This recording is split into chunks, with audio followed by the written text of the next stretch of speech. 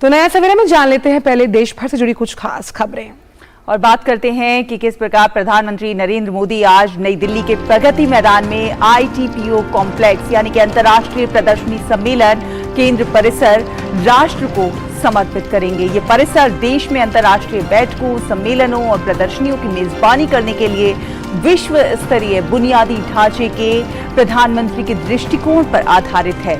लगभग 2700 करोड़ रुपए की लागत से विकसित इस परिसर में कुल 7 प्रदर्शनी हॉल हैं और ये छोटे और मध्यम उद्यमों को राष्ट्रीय और अंतर्राष्ट्रीय मंच पर अपने उत्पादों और सेवाओं को प्रदर्शित करने के लिए एक मंच प्रदान करेगा।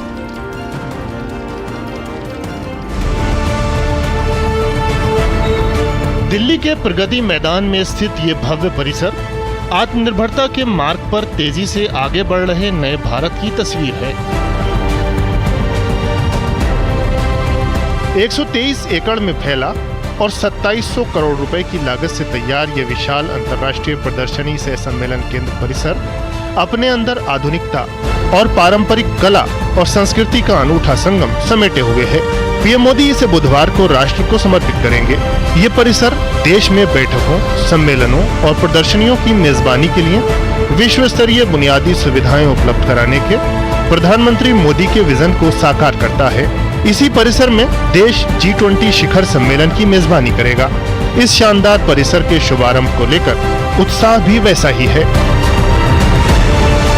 ITPO कॉम्प्लेक्स को लेकर कलाकार कितने उत्साहित हैं, कुछ कलाकार हमारे साथ हैं, बात करते हैं जो परफॉर्मेंस करने वाले हैं। जी, हम पंगड़ा परफॉर्म कर रहे हैं और हमारा एक ग्रुप भी आया अभी इस डोलू का और बहुत अच्छा लग रहा है यहाँ का। ये कन्वेंशन सेंटर बनाना एक अपने आप में बहुत बड़ी बात है। हमारे माननीय प्रधानमंत्री जी ने ये कार्य करके दिखाया है। ये इंटरनेशनल कन्वेंशन सेंटर जिसमें अपने आप में 7000 लोगों को बैठाने की क्षमता है, इसको दुनिया भर के लोग देखने आएंगे। मोदी है तो मुमकिन है, इतना भव्य परिसर बनाया है, इसको लोग देखने के लिए आएंगे और काफ़ी गर्व की बात है। यहाँ पर पूरे देश विदेश से यहाँ पर जो है कलाकार आएंगे, अपनी कलाकृतियों की यहाँ पे प्रदर्शनी करेंगे और ये हम सब के लिए बहुत ही गौरवान्वित करने वाला विषय है। अपने विशाल क्षेत्रफल और भव्यता की वजह से IECC कॉम्प्लेक्स दुनिया के शीर्ष प्रदर्शनी और सम्मेलन परिसरों में शामिल होगा। इसे बैठकों, सम्मेलनों और प्रदर्शनियों आदि के लिए देश के सबसे बड़े गंतव्य के रूप में विकसित किया गया है। नवविकसित IECC कॉम्प्लेक्स में कन्वेंशन सेंटर, प्रदर्शनी हॉल और एम्फी थिएटर आदि सहित कई अत्याधुनिक सुविधाएं शामिल हैं। IECC कॉम्प्लेक्स की खूबियों की बात करें तो परिसर कई meeting room, lounge, auditorium, amphi theatre और बिजनेस सेंटर से सुसज्जित है। इसके भव्य बहुउद्देशीय हॉल और प्लेनरी हॉल की संयुक्त क्षमता 7000 लोगों की है। ये क्षमता ऑस्ट्रेलिया के प्रसिद्ध सिडनी ओपेरा हाउस से भी ज्यादा है। सम्मेलन केंद्र 5G सक्षम वाईफाई से पूरी तरह से कवर है। 16 विभिन्न भाषाओं में अनुवाद के लिए अत्याधुनिक अनुवादक कक्ष बनाए गए हैं। विशाल आकार की वीडियो वॉल्स के साथ अत्याधुनिक AV सिस्टम स्थापित किए गए हैं। ऊर्जा बचत, प्रकाश प्रबंधन और मौसम के अनुसार व्यवस्था करने के लिए भी IECC परिसर में व्यापक आधुनिक इंतजाम किए गए हैं। प्रदर्शनियों, व्यापार मेलों और व्यावसायिक कार्यक्रमों के लिए IECC परिसर में 7 प्रदर्शनी हॉल हैं। आगंतुकों की सुविधा के लिए 5500 से अधिक वाहनों की पार्किंग की व्यवस्था भी की गई है। पिछले 9 सालों में प्रधानमंत्री नरेंद्र मोदी का फोकस इस बात पर रहा है कि कैसे देश में नेक्स्ट जनरेशन इंफ्रास्ट्रक्चर को बनाया जा सके और यही वजह है कि प्रगति मैदान का ये परिसर दुनिया के 10 सबसे बड़े एग्जीबिशन और कन्वेंशन सेंटर्स में शुमार है। कन्वेंशन सेंटर भवन का वास्तुकला डिजाइन भारतीय परंपराओं से प्रेरित है और आधुनिक सुविधाओं और जीवन शैली को अपनाने के साथ साथ अपने अतीत में भारत के आत्मविश्वास और दृढ़ विश्वास को भी दर्शाता है। इमारत शंख के आकार की है और कन्वेंशन सेंटर की विभिन्न दीवारें और अग्रभाग भारत की पारंपरिक कला और संस्कृति के कई तत्वों को दर्शाते हैं।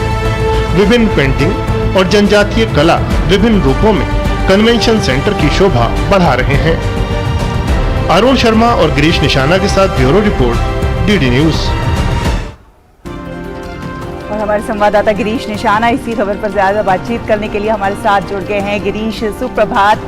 कह सकते हैं कि अत्याधुनिक सुविधाओं से, जो आधुनिक सुविधाएं हैं उनसे लैस है ये परिसर, और भारत की जो संस्कृति है, सभ्यता है, उसका अनूठा और बेजोड़ संगम है। इसमें कहीं ना कहीं प्रधानमंत्री नरेंद्र मोदी की जो दृष्टिकोण है उसकी अवधारणा को मूर्त रूप देता हुआ नजर आता है।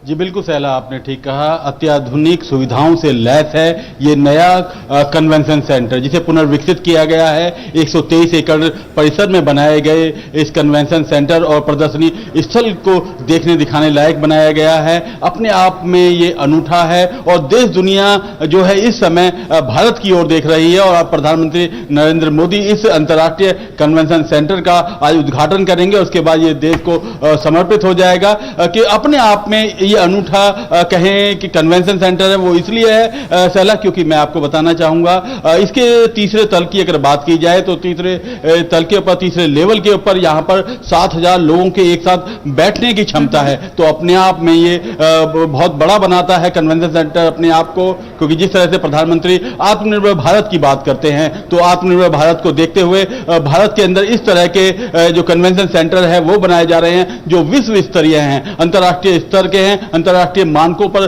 खरे उतरते हैं। तो अपने आप में आज कहीं ना कहीं ऐतिहासिक पल होने जा रहा है, ऐतिहासिक क्षण होने जा रहा है भारत के लिए। और खासतौर पर ये ITPO है, प्रगति मैदान, जहां पर लोग जानते हैं देश दुनिया से यहाँ पर ट्रेड फेयर के लिए लोग आते थे। अब यहाँ पर इतना भव्य जो कन्वेंशन सेंटर बनाया गया है उसको देखने लायक होगा, जहां सम्मेलन आयोजित किए जाएंगे, जहां बैठकें आयोजित की जाएंगी। और खासतौर पर सबसे पहले कहें तो इसके अंदर G20 के जो नेता हैं उनकी बैठकें आयोजित की जाएंगी। और उसके लिए आज प्रधानमंत्री नरेंद्र मोदी इस कन्वेंशन सेंटर का उद्घाटन करने भी जा रहे हैं। गिरीश, कहते हैं ये दिल्ली है मेरी जान, और नित्य नया, नूतन और पुरातन का जो जोड़ है वो हम इस ITPO कॉम्प्लेक्स के जरिए देख पा रहे हैं। लेकिन मैं आपसे ये जानना चाहती हूँ कि सबसे हम यहाँ पर कहीं ना कहीं लीक से हटकर, जिस तरह से लाउंजेस अब वहाँ पर हम देख पा रहे हैं, मीटिंग रूम से बाहर निकलकर अब इस तरह का जो हम आर्किटेक्चरल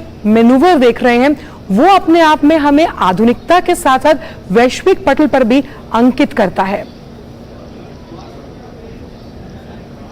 जी बिल्कुल आंचल, आपने ठीक कहा। क्योंकि जिस तरह से इसको डिजाइन किया गया है, जिस तरह से इसको बनाया गया है, वो अत्याधुनिक सुविधाओं से तो लैस है ही, साथ साथ भारतीय संस्कृति को भी विशेष तौर पर यहाँ पर ध्यान रखा गया है। आप जब इसके अंदर जाते हैं तो अंदर इसमें आपको अलग अलग डिजाइन के आपको चीजें देखने को मिलेंगी, जो कहीं ना कहीं भारतीय संस्कृति की झलक पेश करती हैं। और उसी झलक को पेश करने के साथ साथ अगर आज की बात की जाए तो इस कार्यक्रम की भव्यता में और चार चांद लगाएंगे देश भर के जो कलाकार हैं, जिसके लिए केंद्रीय संस्कृति मंत्रालय ने उसका आयोजन किया है।